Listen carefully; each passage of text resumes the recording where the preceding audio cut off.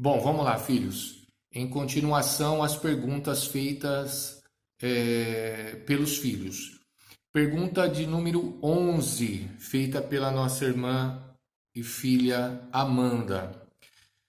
Pai, eu gostaria de saber as entidades dos ciganos, né, espíritos do Oriente, por que, por vezes, eles trabalham no rito litúrgico das Pombogira e dos Exus, né?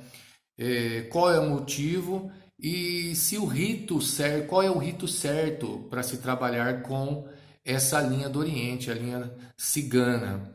Se tem um rito individual e o porquê eles trabalham junto com Exu e com Pombogira. Bom, eu quero ser resumindo, vou resumir aqui, tá, filha? E depois nós, claro, a gente vai, alguma dúvida que você tiver, nós vamos conversando. Os espíritos ciganos, por mais que eles tenham a sua individualidade, né, eles se adaptam às energias. São espíritos que se adaptam às regiões, às energias. E eu digo regiões porque, enquanto no corpo físico orgânico, a tradição cigana sempre foi estar aqui e ali. Então, claro que depende da localidade, os costumes são diferentes, se diferenciam e eles se adaptam facilmente, mesmo tendo as suas individualidades. Cigano sempre será cigano em qualquer lugar. Eu digo isso historicamente, tá bom? Por exemplo, os ciganos, quando eles levantam a sua tenda no Brasil, eles não passam a ser brasileiros por isso. Eles têm algo dentro dele, por mais que nasçam aqui no Brasil, se os pais forem ciganos, eles sempre vão dizer, olha, eu sou cigano. Eles podem até dizer, eu sou brasileiro, sou cigano brasileiro, sou cigano espanhol, cigano italiano. Eles têm realmente, eles guardam a sua individualidade, as suas tradições, mas eles se adaptam facilmente. Claro que com todas as suas reservas, né? Eles não ferem as suas doutrinas, os seus ensinamentos, porque estão aqui e ali. Eles guardam fielmente aquilo que eles aprenderam dos seus ancestrais. Tratando-se da espiritualidade, já agora dentro de uma tenda de Umbanda, por eles se adaptarem facilmente, eles não vê problemas nenhum em trabalhar junto com Exu e Pombogira, porque as energias são equivalentes.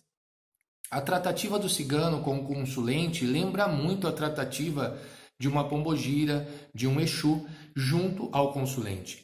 É trazer a ideia do equilíbrio, mostrar para eles como o consulente está, qual o caminho a tomar, e executam a consciência por vezes, tá bom? Mesmo não sendo executores de consciência, e por isso eles se adaptam à energia de Exu, à energia de Pombogira facilmente. Ah, Pai Júnior, que bom, mas isso qual é o problema de ter um trabalho específico para os ciganos? Nenhum.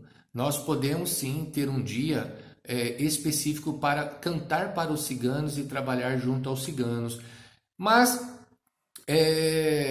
como a energia se afinizam, é parecida, eles não vê problema nenhum nisso. Em particular, eles, espíritos, não vê problema nenhum nisso.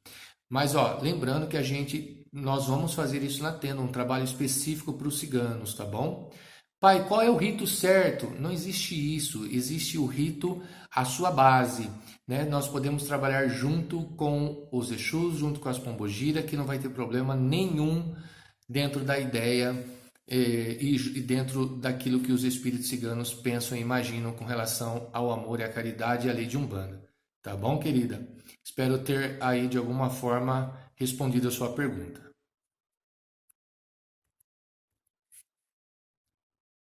Filhos, continuando. Pergunta de número 12 da nossa irmã e filha Rebeca. Ela pergunta assim, pai, gostaria de saber o porquê os pretos velhos, por vezes eu ouço o senhor falar, eu ouço outras pessoas falarem, que por vezes os espíritos que se manifestam como preto velho, por vezes não são nem pretos, nem velhos e nem escravos eles foram. Por que isso? Como acontece isso? E por que eles são enfeixados, né, colocados dentro dessa egrégora, contados nos números, né, dos pretos velhos junto à egrégora, né, que atende essa necessidade?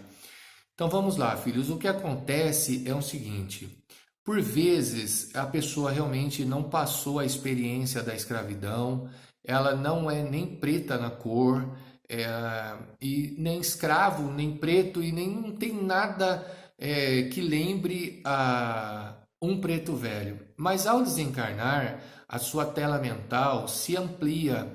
E o que acontece? Ampliando a sua tela mental, naturalmente ela vai ter conhecimento de vidas passadas. E ali pode acontecer que ela veja e compreenda que em vidas passadas ela teve afinidades direta junto aos teus ancestrais, espíritos que estão ligados à sua genealogia. Então, naquele momento, algo se manifesta dentro deste espírito. E a afinidade ali passa a ter uma afinidade muito grande com a ideia, com essa egrégora. E ali ele vai conhecendo todo o trabalho que acontece junto a Aruanda, junto aos terreiros de Umbanda, terreiros, claro que terreiros que têm compromisso com o Evangelho, compromisso com a ideia da Umbanda. E ele sente a necessidade de estar enfeixado dentro dessa energia dos pretos velhos.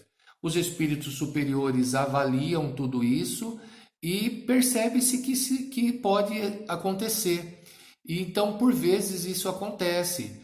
Tem um livro do Robson Pinheiro que a Eusália, que é um espírito na Aruanda, né, se manifesta como uma mulher extremamente comum. Mas quando ela se manifesta junto a um terreiro de Umbanda, Ângelo Inácio, né? Ele traduz, ele diz claramente, ele narra perfeitamente que quando ele fica vendo a imagem, a cena, né? Que a Eusália vem descendo, quando ela vai chegando perto do médium, ela vai tomando um arquétipo, ela vai tomando o desenho de uma preta velha. Então, a hora que ela incorpora, ela já está como uma preta velha, ali ela atende como uma preta velha, com o seu cachimbinho, com as suas ervas, e fala como uma preta velha, e trabalha dentro da ideia do amor e da caridade. Isso aí é algo espetacular, tá bom? Isso pode acontecer sim, filha. Tanto com os caboclos, quanto os pretos velhos e as demais linhas de Umbanda. São afinidade. Ao desencarnar, se expande a consciência, você passa a ter uma ideia das suas vidas passadas, conhece os seus ancestrais, conhece toda a história, pode ter ancestrais na sua linha genealógica, né? E você pode se afinizar de uma forma, de um modo tão grande que os espíritos superiores avaliando, eles acabam de alguma forma deixando que isso aconteça, desde que seja por uma causa justa e uma causa nobre. Então isso pode acontecer sim, viu, filha? Isso não só com os pretos velhos, depois a gente com o tempo vai falar sobre as crianças, o formato e a ideia da inocência, tá bom? Espero ter de alguma forma explicado. Se tiver alguma dúvida, não fique com dúvida, pergunte.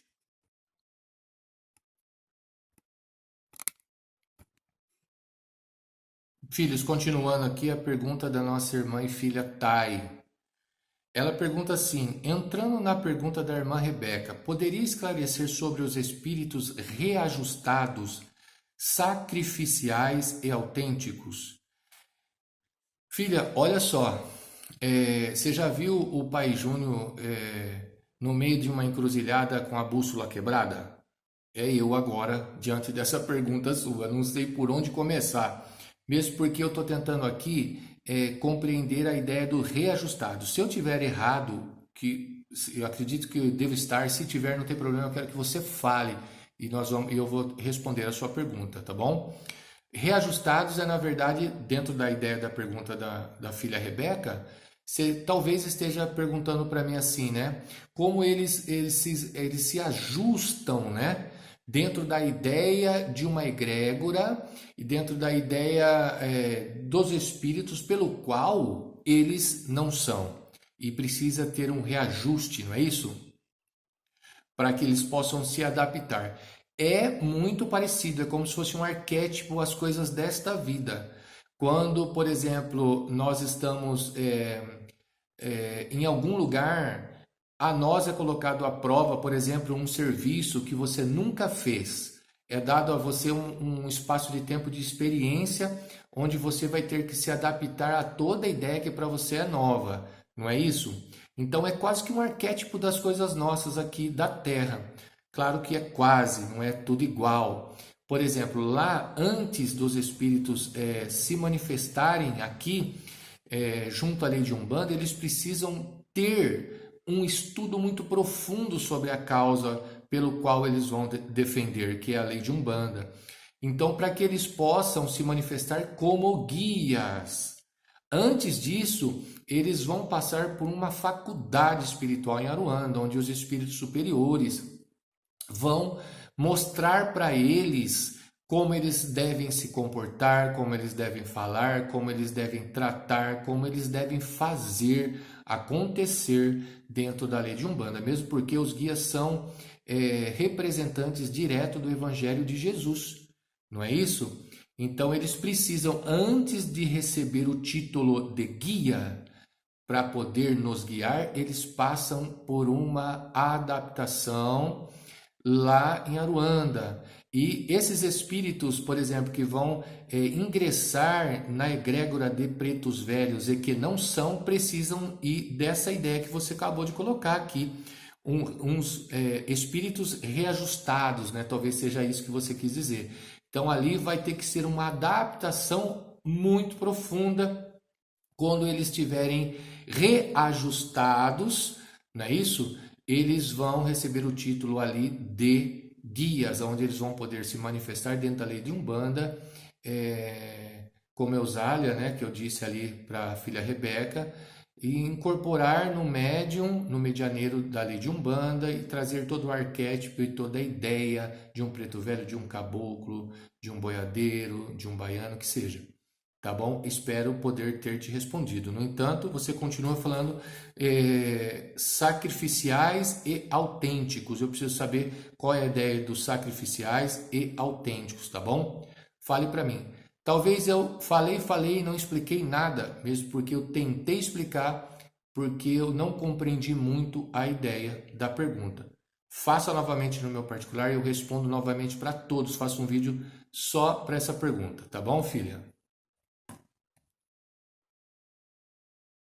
Bom, vamos lá, continuando. A pergunta da nossa irmã e filha Renata. Uma pergunta espetacular, Renata. Não que as demais não foram, mas é que é assuntos que por vezes as pessoas não lembram de questionar e é super importante. Como, por exemplo, o médium pode estar trabalhando no desdobramento e ocorrer de carregar energias densas, as quais ele poderá necessitar de um segundo ou terceiro médium para auxiliar na limpeza energética? Ou todo médium conseguirá trabalhar desintegrando essas energias apenas com boa conduta? Renata. Renata, eu vou começar de baixo para cima. Acredite fielmente no que eu vou te dizer. A boa conduta é o sabão do lavandeiro. Se é que você pode me entender. Sabe aquele sabão antigo que é onde passava, lavava? Então tá aí. A boa conduta, ela é capaz de atrair energias tão sutis, tão salutar, tão poderosa que ela por si própria pode limpar o seu médium.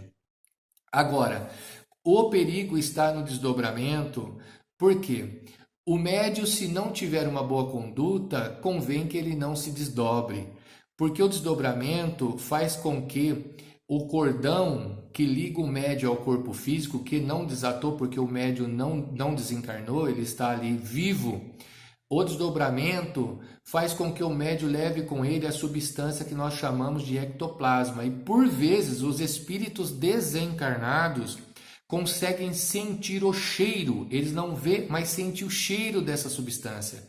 Porque eles não têm. Só tem essa substância os espíritos encarnados. E como você está desdobrada, você leva com você aquilo que é teu.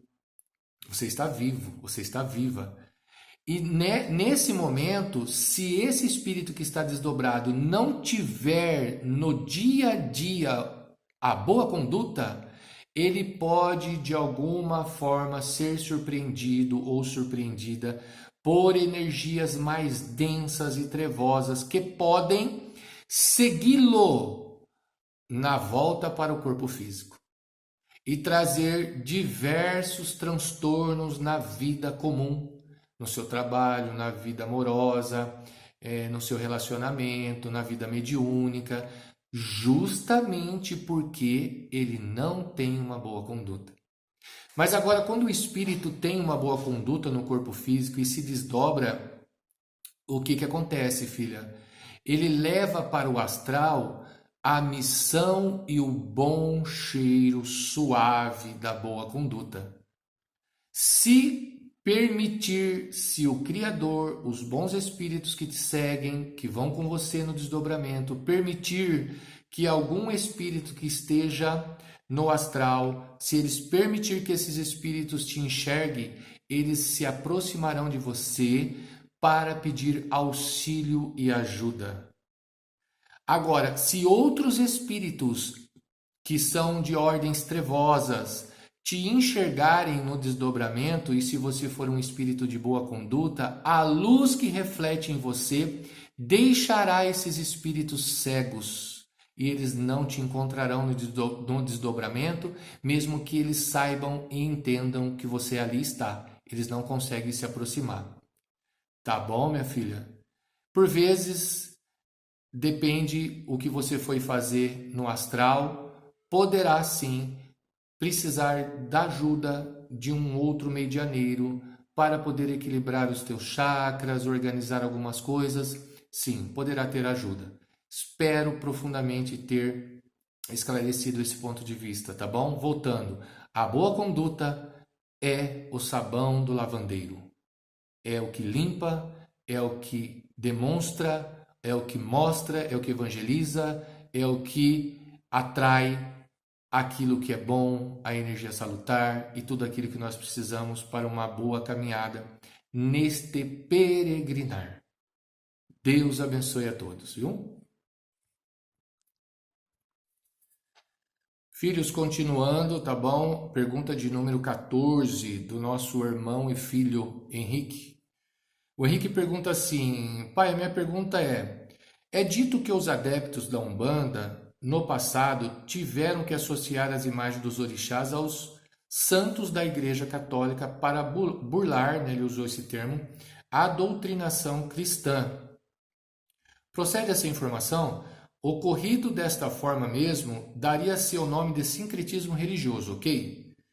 Não seria a hora da Umbanda se desvincular desse sincretismo e com isso trilhar seu caminho próprio, Henrique? Vamos lá, filho. O que acontece é o seguinte: na verdade, a religião de Umbanda nasce em 1908 com Zélio Fernandinho de Moraes, como é de conhecimento público, né? Dia 15 de novembro de 1908. Então, a religião de Umbanda, debaixo de uma doutrina, debaixo de ritos, debaixo de ensinamentos, por isso religião. Mas a manifestação dos espíritos se dá em todo o tempo, muito mais antes, né, do que 1908. Como que a gente entende isso? A ideia dos altares com santos católicos se dá antes da religião de Umbanda. Então, na verdade, não foi a Umbanda, não foi a religião de Umbanda que fez o sincretismo, que fez os altares. Então, não foi ela que fez para bular nada.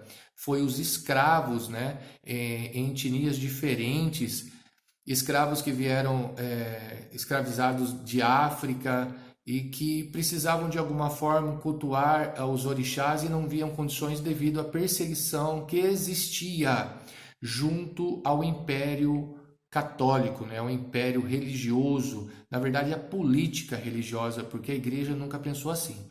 Bom, resumindo, então não foi a Umbanda que fez isso, a Umbanda trouxe a ideia, porque a ideia traz uma energia salutar. Os espíritos não olham dessa forma, espíritos santos católicos. Por exemplo, Madre Teresa de Calcutá, ela era reconhecida como uma santa católica, mas ela cuidava dos indianos, cuidava dos africanos, cuidava dos pobres. Então, como espírito, não se olha dessa forma. Então, nós não olhamos, nós não fazemos a comparação do sincretismo olhando dessa forma santos católicos. Nós usamos esse termo porque ele é muito humano, às vezes precisa usar para que tenha uma compreensão melhor. Mas no mundo espiritual isso não existe. Então, partindo dessa ideia, por exemplo, São Jorge, nós comparamos com o orixá Ogum, São Sebastião com o orixá Oxóssi, entre outras comparações, porque as comparações devem existir, porque eles representam, eles são embaixadores desta energia, e são trabalhadores da lei de Umbanda. Então, eles não são, eles representam. Então, eu posso ter num altar de Umbanda santos que são denominados católicos, portanto não são católicos, eles são santos, que quer dizer separados, espíritos que são consagrados, que se voltaram a Deus por uma causa nobre, uma causa maior. E quando você diz, não está na hora da Umbanda se desvincular disso tudo, não tem o porquê a Umbanda se desvincular, porque a Umbanda é o conjunto das leis de Deus. Então nós agregamos valores de diversas religiões. Depois nós podemos conversar um pouco melhor sobre isso, mas nós não devemos desvincular nada, porque nós não estamos vinculados a nada. O único vínculo que nós temos é com o sagrado. Se os espíritos que nós consideramos ser espíritos católicos está vinculado ao sagrado, então ele é Umbanda. Se outros espíritos do Oriente, como nós falamos ali dos ciganos, entre outros e outros espíritos, estiverem debaixo das orientações de Jesus, então todos eles serão aceitos na Umbanda. Então é isso, nós não estamos vinculados a nada que não seja o amor e a caridade. Continuamos sendo Umbanda, mesmo acreditando no sincretismo, tá bom? Deus abençoe a todos.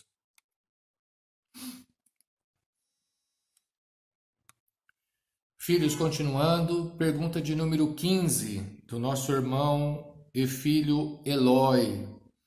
O Eloy ele pergunta assim: como funciona na Umbanda o batismo, o casamento, a questão da separação de um casal, a união estável e a união estável, né? Vamos lá. Como a religião de Umbanda enxerga o batismo? O batismo, quando alguém fala sobre essa questão, logo se remete à ideia judaica cristã, né? A ideia do batismo sobre imersão, aquele que aconteceu junto com João Batista no Rio Jordão, trazendo a ideia de perdão dos pecados, né? Na ideia geral. Logo quando fala batismo, remete-se a essa ideia, leva as pessoas a lembrar desse fato ocorrido. E lembrando que lá o batismo se deu por imersão, né? E na Igreja Católica e outros braços religiosos se dá por aspersão, que é aquela gotinha de água na cabeça. Então vamos lá, e como que é a ideia da Umbanda? Como que a Umbanda enxerga tudo isso? A Umbanda enxerga que, em primeiro lugar, que perdão de pecados se dá, vamos chamar de perdão de pecados, tá bom? Se dá de que forma? No exercício contínuo de negar-se a si mesmo, deixando para trás toda a ideia do pecado, toda a ideia que te leva a pecar, toda a ideia que te faz pecar, não fazendo mais as ações relacionadas ao pecado. Isso é deixar para trás, apagar, né? Ser perdoado. Você vai apagando, isso é evoluir, andar para frente. Então, se nós olhamos desse jeito, Pai Júnior, dentro da Umbanda, qual é o batismo dentro da religião? Por vezes, o batismo se dá de que forma? Após a consciência do ser encarnado sobre o ato religioso pelo qual ele professa sua fé. Então, primeiro a pessoa crê, primeiro a pessoa acredita em tudo aquilo e depois, em um ato simbólico, como se fosse uma assinatura de um contrato, ela se batiza, que na Umbanda, por vezes, não é uma regra. Acontece isso no Amaci ou dentro de um rito separado, simbólico, dentro da tenda ou dentro de um centro de umbanda, que se dá por aspersão também, com aquela aguinha sobre a cabeça, com o pó de pemba, com a presença e a fala do caboclo, ou de um preto velho, que seja. Não tem problema sobre isso, o importante é o rito em si. Aquela cerimônia seria o batismo, mostrando no seu ato, no seu movimento, a sua assinatura, a tua crença sobre a tua fé, sobre a tua religião, tá bom? Não é, o formato não se dá como a, a cristã, a ideia do judaísmo, né, cristão, tá? É um pouco diferente. E continuando, Eloy, você pergunta sobre o casamento na Umbanda. O casamento se dá da mesma forma. A questão da separação, nós não apoiamos a separação. Por vezes ela acontece por incompatibilidade de gênio, por uma traição, coisa parecida, mas sempre há um desastre muito grande. Nós sempre apoiamos a ideia de reconciliamento, né? De olhar a questão familiar. Então nós não apoiamos a separação, mas por vezes acontece e depois nós apoiamos as pessoas, né, as partes envolvidas. Claro, nós damos o suporte necessário, nós não jogamos fora por isso.